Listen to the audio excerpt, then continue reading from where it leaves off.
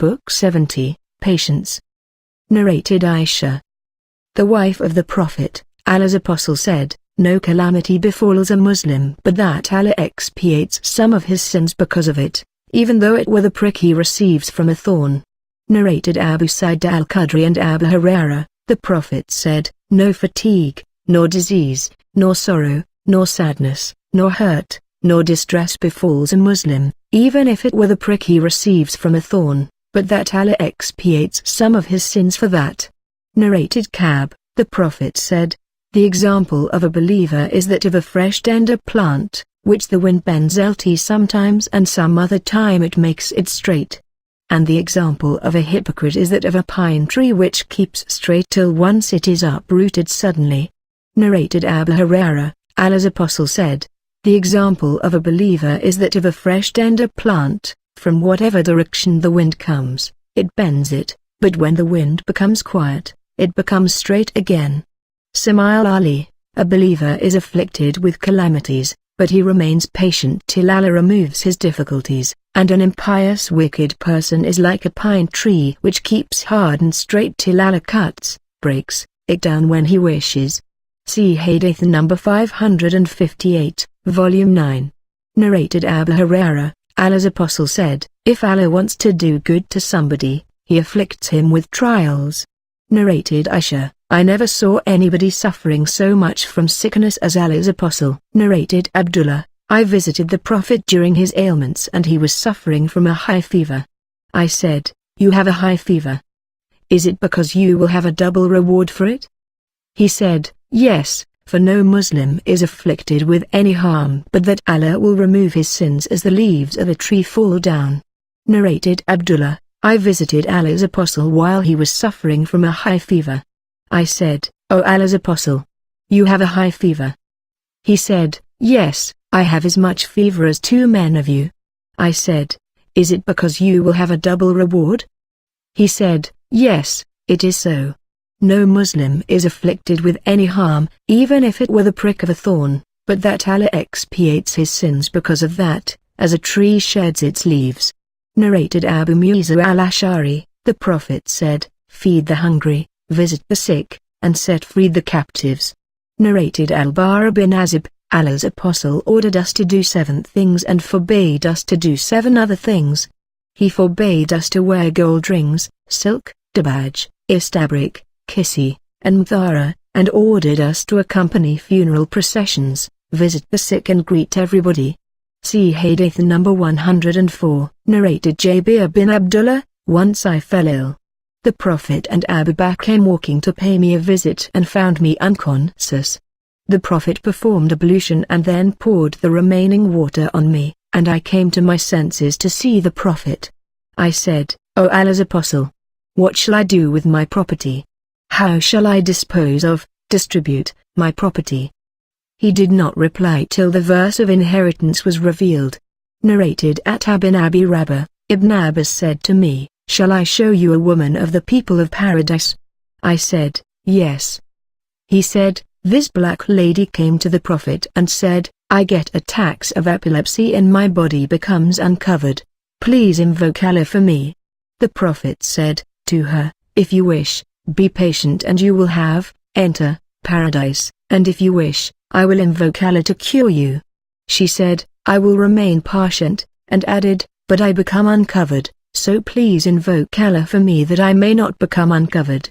So he invoked Allah for her."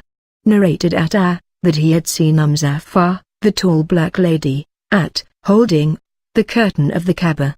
Narrated Anas bin Malik, "I heard Allah's Apostle saying, Allah said, 'If I deprive my slave of his 2 beloved things, that is, his eyes, and he remains patient, I will let him enter paradise in compensation for them.'" Narrated Aisha, "When Allah's Apostle emigrated to Medina, Abu Bakr and Bilal got a fever. I entered upon them and asked, 'O my father, how are you? O Bilal, how are you?' Whenever fever attacked Abu Bakr, he would recite the following poetic verses: 'Everybody is staying alive among his people, yet death is nearer to him than his shoelaces.' And whenever the fever deserted Bilal, he would recite 2 poetic lines: Would that I could stay overnight in a valley wherein I would be surrounded by Ica and Jalil, 2 kinds of good-smelling grass. Would that one day I would drink of the water of Majina, and would that Shama and Tafil, 2 mountains at Mecca, would appear to me. Then I came and informed Allah's apostle about that, whereupon he said, O Allah, make us love Medina as much or more than we love Mecca. O Allah, make it healthy and bless its mud and sar for us, and take away its fever and put it in Al-Jaffa. Narrated Abu Uthman, Usama bin Zayd said that while he, Sa'd and Ubay bin Ka'b were with the Prophet, a daughter of the Prophet sent a message to him, saying, My daughter is dying, please come to us. The Prophet sent her his greetings and added, It is for Allah what he takes, and what he gives, and everything before his sight has a limited period. So she should hope for Allah's reward and remain patient. She again sent a message, beseeching him by Allah, to come. So the Prophet got up. And so did we, and went there. The child was placed on his lap while his breath was irregular. Tears flowed from the eyes of the Prophet. Sa'd said to him, What is this, O Allah's apostle? He said, This is mercy which Allah has embedded in the hearts of whomever he wished of his slaves. And Allah does not bestow his mercy, except on the merciful among his slaves. See Hadith number 373 Volume 2. Narrated Ibn Abbas. The Prophet went to visit a sick Bedouin. Whenever the Prophet went to a patient, he used to say to him, Don't worry, if Allah will, it will be expiation for your sins. The Bedouin said, You say expiation? No, it is but a fever that is boiling or harassing an old man and will lead him to his grave without his will. The Prophet said, Then, yes, it is so. Narrated Anas, a Jewish boy used to serve the Prophet and became ill.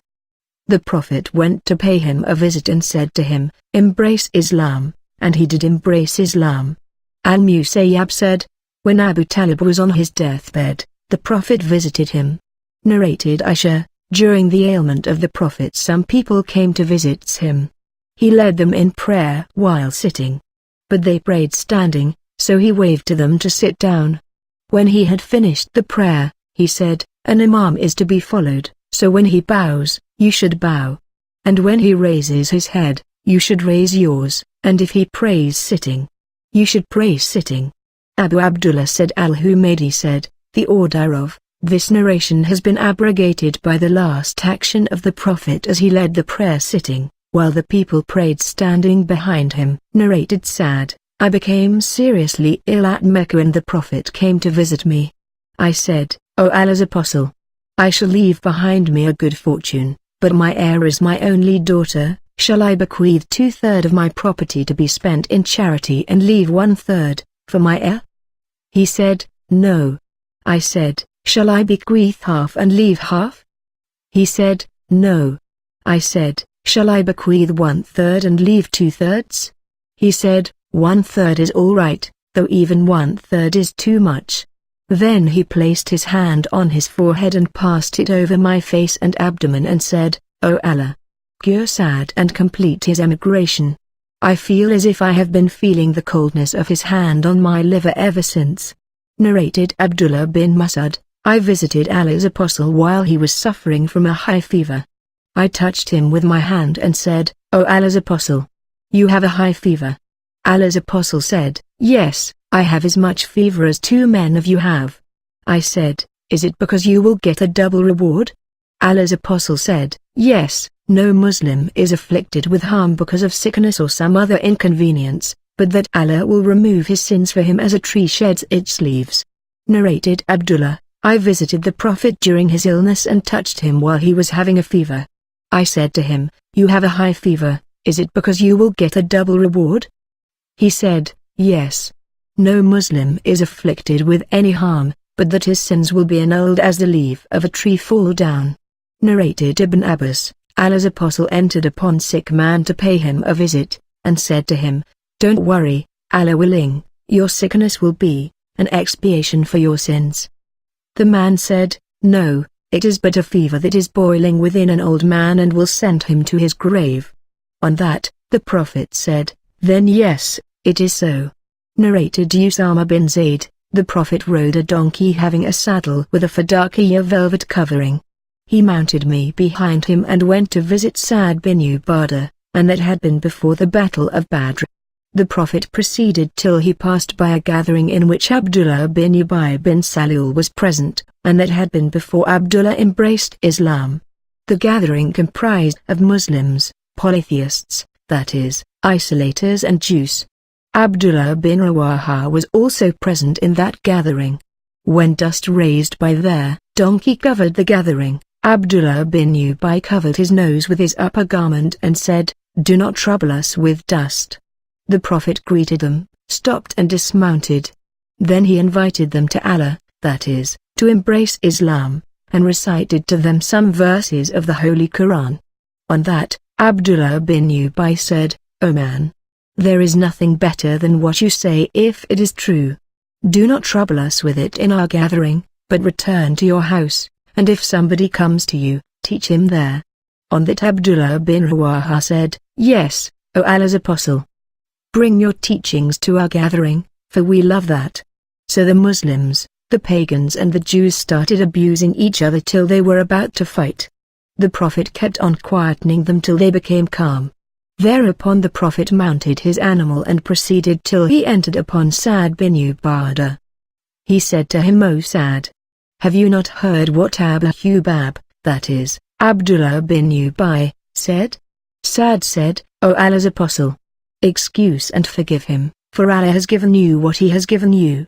The people of this town, Medina, decided unanimously to crown him and make him their chief by placing a turban on his head, but when that was prevented by the truth which Allah had given you, he, Abdullah bin Ubay, was grieved out of jealousy, and that was the reason which caused him to behave in the way you have seen. Narrated Jabir, the Prophet came to visit me, while I was sick, and he was riding neither a mule, nor a horse. Narrated Ka'b bin Ujara, the Prophet passed by me while I was kindling a fire under a cooking pot. He said, "Do the lice of your head trouble you?" I said, "Yes." So he called a barber to shave my head and ordered me to make expiation for that. Narrated Al-Qasim bin Muhammad, Aisha, complaining of headache, said, "Oh, my head." Allah's Apostle said, "I wish that had happened while I was still living, for then I would ask Allah's forgiveness for you and invoke Allah for you." Aisha said, "Wathaqlaya. By Allah, I think you want me to die, and if this should happen, you would spend the last part of the day sleeping with one of your wives." The Prophet said, "Nay, I should say, O my head. I felt like sending for Abu Bakr and his son, and appoint him as my successor lest some people claimed something or some others wished something, but then I said to myself, Allah would not allow it to be otherwise, and the Muslims would prevent it to be otherwise."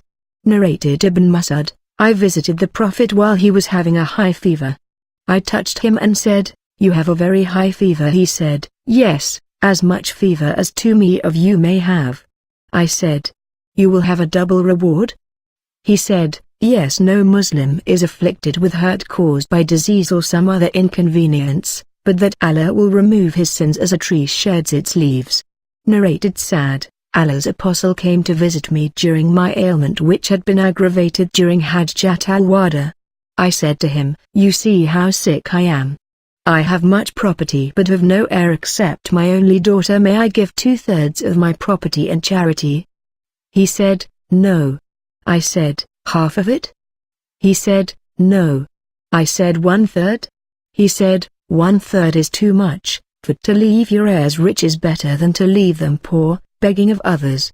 Nothing you spend seeking Allah's pleasure but you shall get a reward for it, even for what you put in the mouth of your wife." Narrated Ibn Abbas, when Allah's Apostle was on his deathbed and in the house there were some people among whom was Umar bin al-Khattab, the Prophet said, "Come, let me write for you a statement after which you will not go astray." Umar said, "The Prophet is seriously ill and you have the Quran, so the book of Allah is enough for us." The people present in the house differed and quarreled. Some said, "Go near so that the Prophet may write for you a statement after which you will not go astray," while the others said as Umar said. When they caused a hue and cry before the Prophet, Allah's Apostle said, "Go away." Narrated Ubaydullah, Ibn Abbas used to say, it was very unfortunate that Allah's apostle was prevented from writing that statement for them because of their disagreement and noise. Narrated as Suhaib, my aunt took me to Allah's apostle and said, O Allah's apostle, my nephew is ill. The Prophet touched my head with his hand and invoked Allah to bless me. He then performed ablution and I drank of the remaining water of his ablution and then stood behind his back and saw Khatam and Nubuwwah, the seal of prophethood, between his shoulders like a button of a tent. Narrated Anas bin Malik, the Prophet said, none of you should wish for death because of a calamity befalling him, but if he has to wish for death, he should say, O Allah, keep me alive as long as life is better for me, and let me die if death is better for me. Narrated Qais bin Abi Hazim, we went to pay a visit to Khabbab, who was sick, and he had been branded, cauterized, at 7 places in his body. He said, our companions who died, during the lifetime of the Prophet, left this world, without having their rewards reduced through enjoying the pleasures of this life, but we have got so much wealth that we find no way to spend it except on the construction of buildings. Had the Prophet not forbidden us to wish for death, I would have wished for it. We visited him for the 2nd time while he was building a wall. He said, a Muslim is rewarded, in the hereafter, for whatever he spends except for something that he spends on building. Narrated Abu Hurairah, I heard Allah's apostle saying, the good deeds of any person will not make him enter paradise.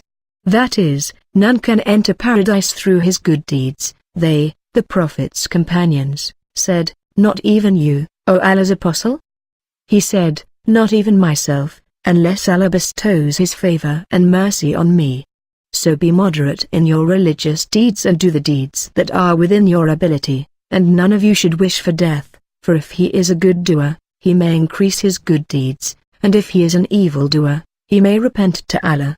Narrated Aisha, I heard the Prophet, who was resting against me, saying, O Allah, excuse me and bestow your mercy on me and let me join with the highest companions, in paradise. See Quran 4.69. Narrated Aisha, whenever Allah's apostle paid a visit to a patient, or a patient was brought to him, he used to invoke Allah, saying, take away the disease, O the Lord of the people. Cure him as you are the one who cures. There is no cure but yours, a cure that leaves no disease. Narrated Jabir bin Abdullah, the Prophet came to me while I was ill.